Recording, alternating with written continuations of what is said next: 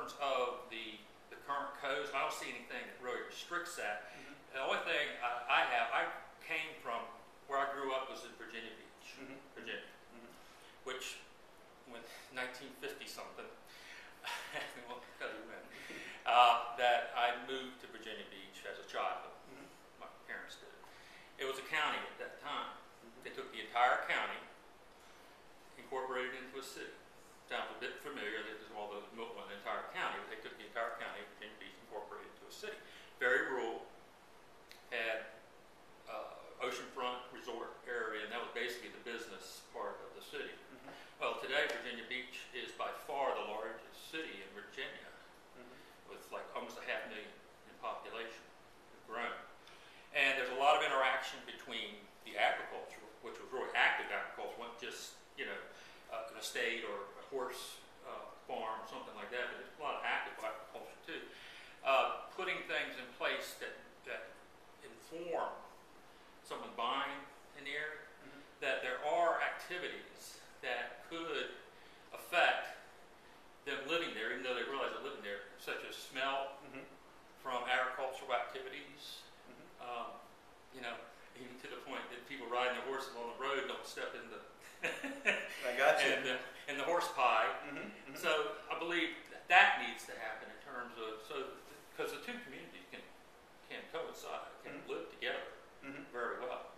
But I do think from both aspects, as try to protect that environment for the horse community, but also inform individuals that move here of here's where you're moving here, and this is the type of area that you're moving in, and you need to be aware of it. Okay, great.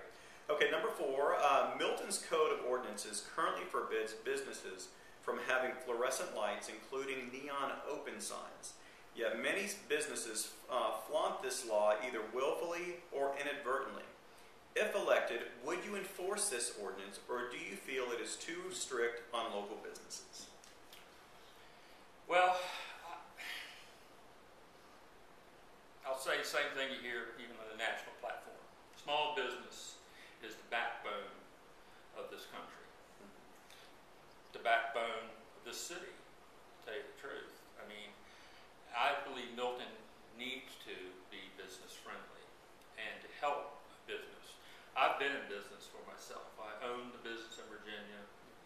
My father started the business with very little money and one employee and grew it to a pretty nice business, which I ran for a number of years.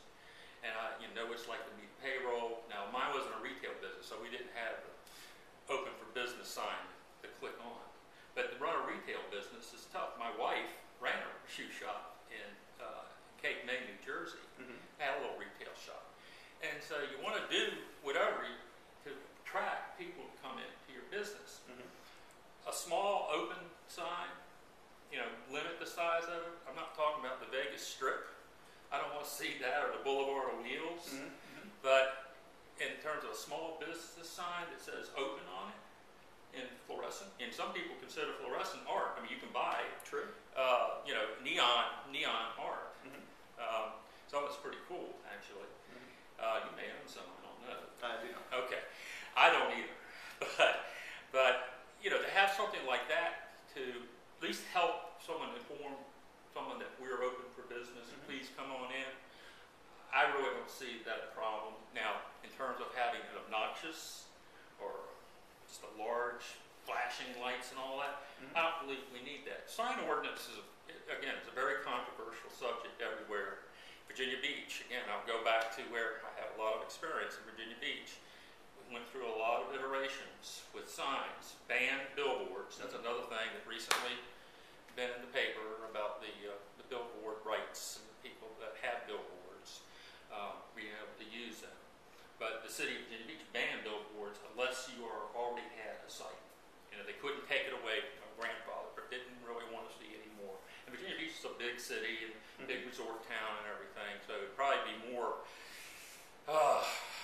acceptable, maybe visually, to have something like that there as opposed to a smaller town community like Milton. Okay. But I believe you need to try to do something that helps the business succeed, because they have enough things going against them already in terms of regulations, taxes, and everything else. So I really do believe you need to support and help the businesses that are here in Milton, and try to attract, other quality businesses to the city as well. Okay, great. Final question. A recent traffic study focused on the most dangerous roads in Milton. When the results came back, it concluded that the first road to be addressed was Club Creek Drive, even though no fatalities had occurred on this road. Other residential roads, including Providence and Bethany roads, as well as Birmingham Highway, all experienced at least one vehicular fatality since incorporation, but were not included in the study due to having posted speed limits above 35 miles per hour. Considering that an estimated 10% of Milton residents live on roads with speed limits above 35 miles per hour, and also provide Milton with much of its rural claim, do you believe it was right to restrict the scope of the study? First, I apologize for our cat. It's a Siamese, and they're very mouthy cats. I think they need to look at all the roads, and you're taking basically what we call, I guess, open road subdivisions, where you have a lot of homes. A lot of them have been there for years. They're rural roads. Some of them have posted speed limits. I don't know if any of them have posted speed limits of 55. Most of them are 45, if I'm remembering correctly. There are a lot of areas, other places I've been, where they have the same type of situation, where you have a lot of, rural type residents, and the speed limits are 55 miles an hour. I think, yes, they need to look at all the roads. Okay. I think safety throughout the city is important.